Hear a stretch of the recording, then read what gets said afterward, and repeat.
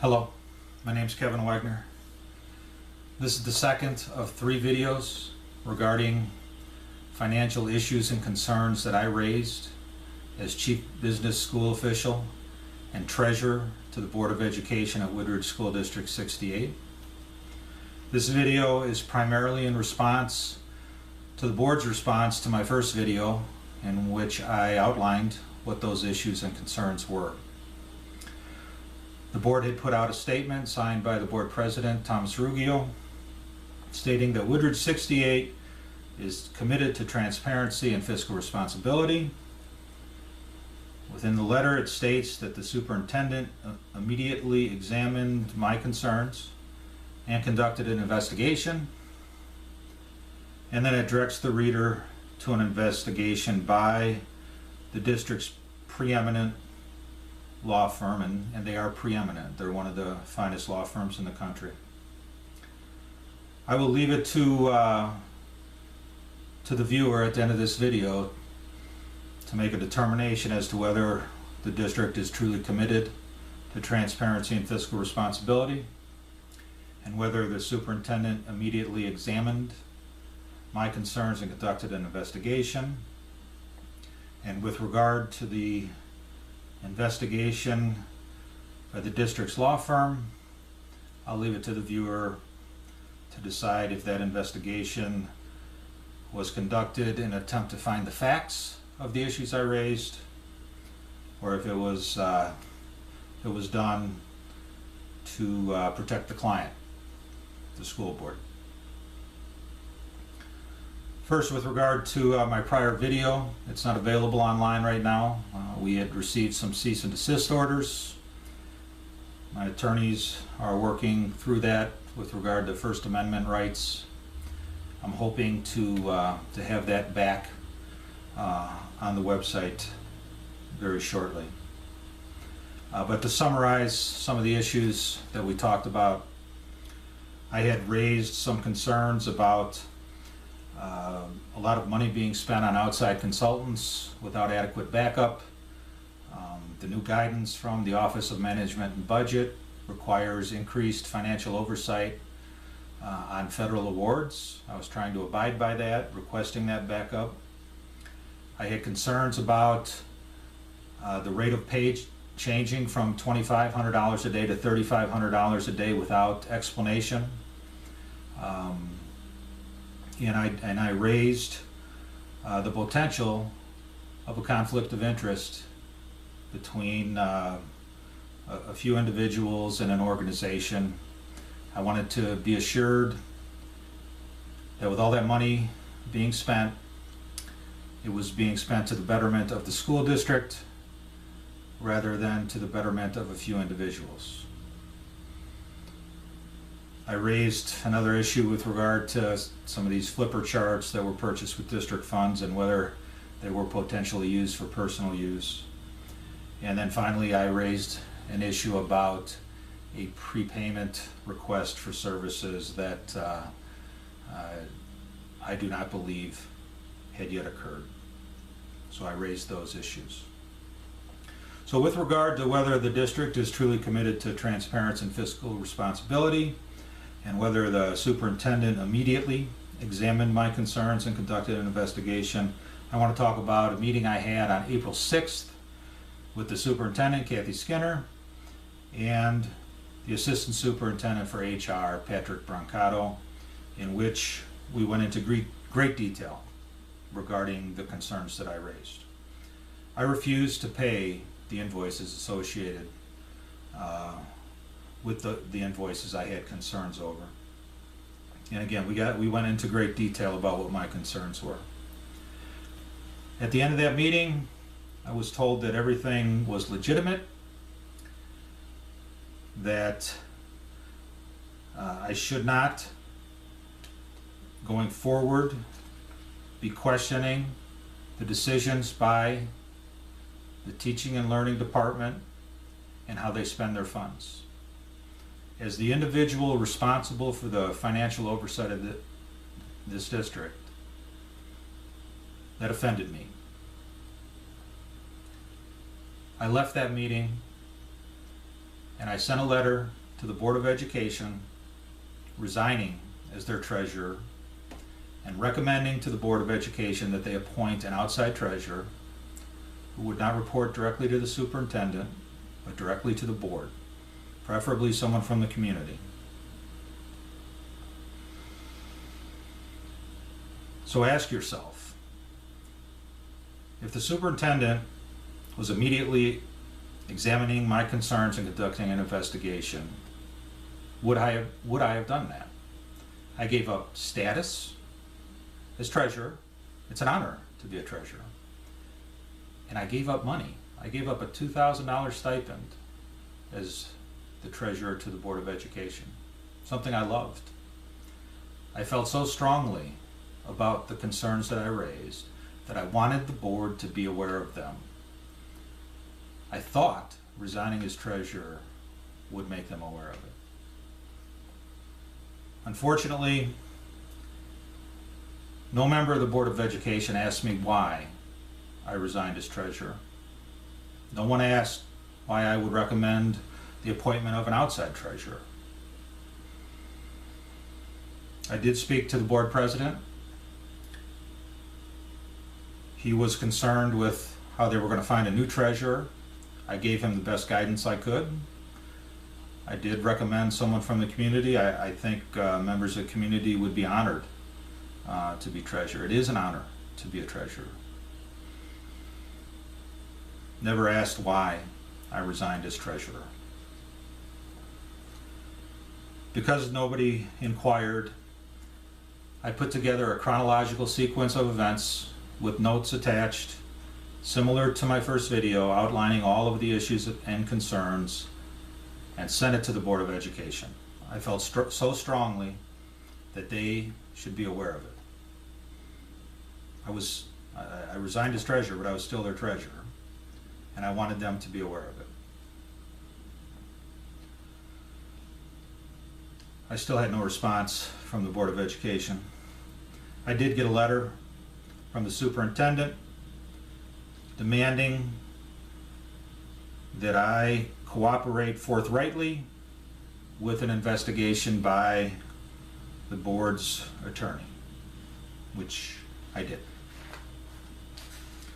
With regard to that investigation, and again, this is a preeminent law firm. I was involved in recommending this law firm to the Board of Education 6 or 7 years ago whenever we hired them. I've worked with many of the attorneys for this law firm. They're very established, articulate, excellent attorneys. I do question, with regard to this investigation, whether it was designed to get at the facts of the issues I raised or whether there was another motive.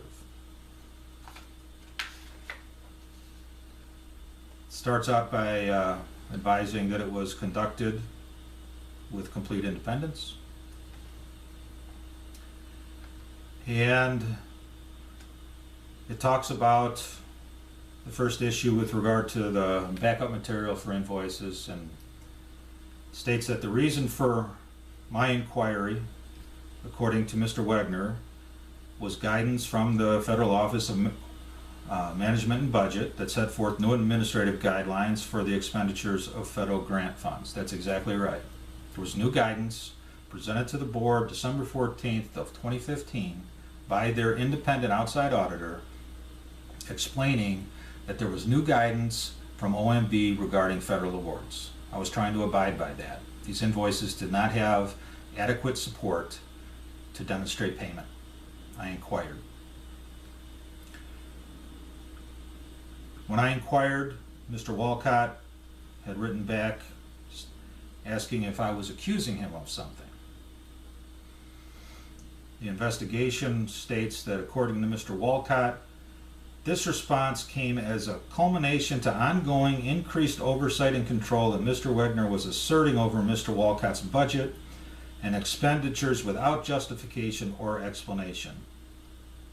As an example, Mr. Walcott cited to the fact that all departments can order directly from a certain office supply vendor, but Mr. Walcott's department now must have approval from Mr. Wegner to make such purchases. That statement is not true. I don't even know what they're talking about. No one asked me about this. They didn't come back and say, Mr. Walcott is stating this.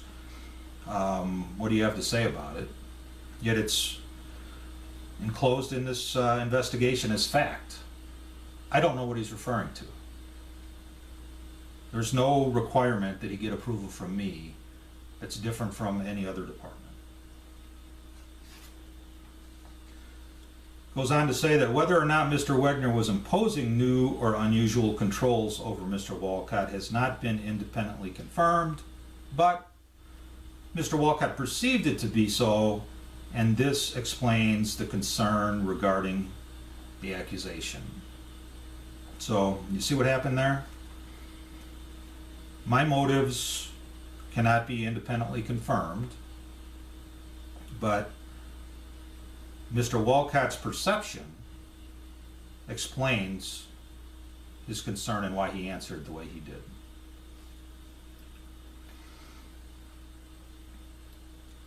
Later in the document, it talks about the outside consultant having provided invoices to the district for the 2014-15 school year, and Mr. Wegner raised no concerns about payments of those invoices or the need for more detail or backup. That's not true. And the attorney had this information. I provided emails back on October 15th of 2014. When the rate changed from $2,500 to $3,500, I had great concern. I communicated it to the superintendent. There was no reasoning for the change in rate. I raised other concerns in June of 2015.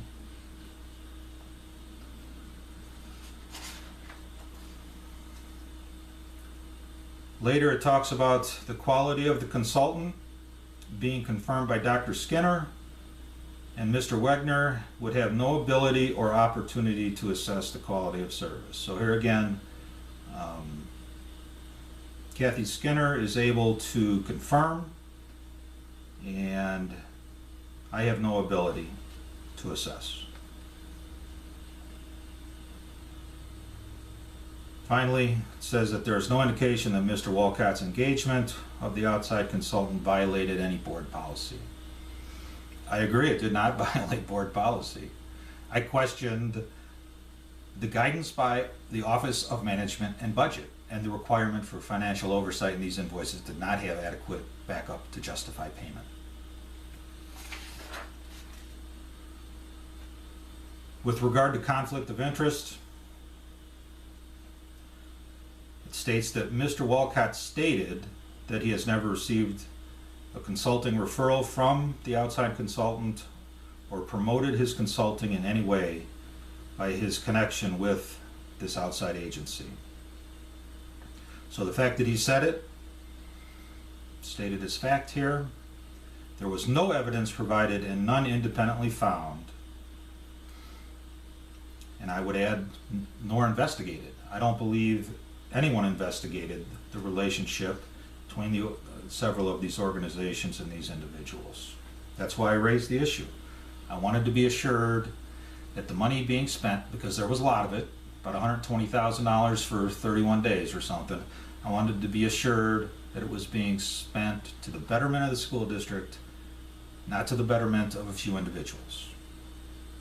Again, that's my job as chief business school official. I'm responsible for the financial oversight, and at the time I was treasurer.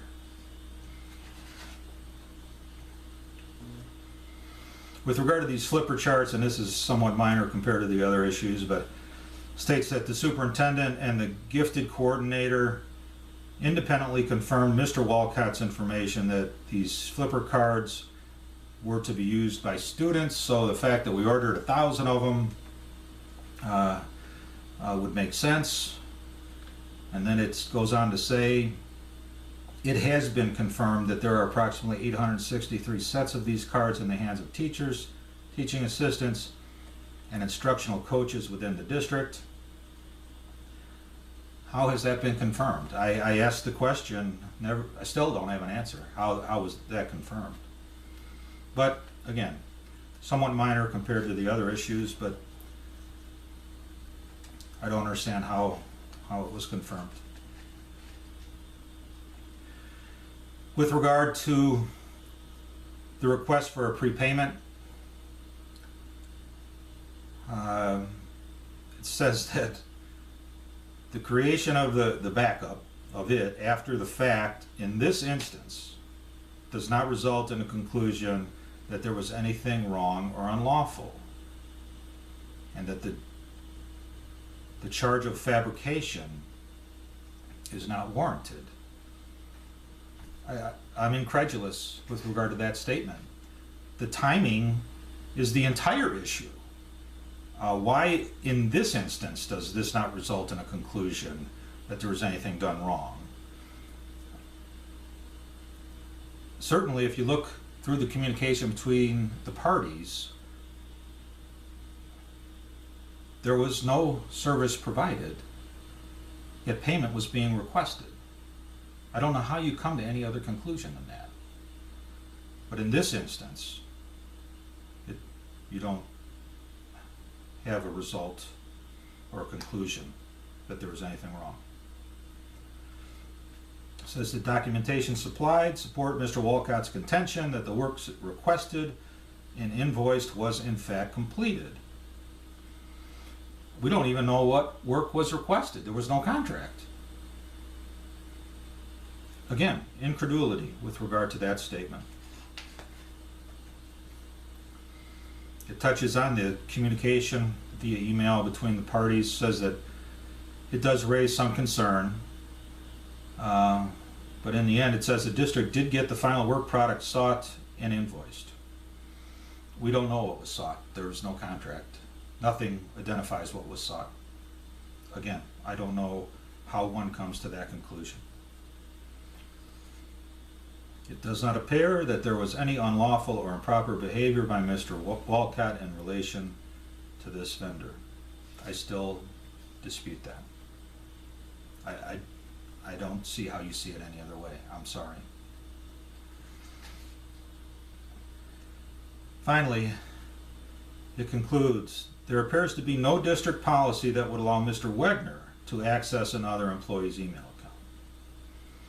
So throughout the document we hear about there being no policy preventing Mr. Walcott from doing what he did, but here it's stating that there's no policy that would allow me to do what I did.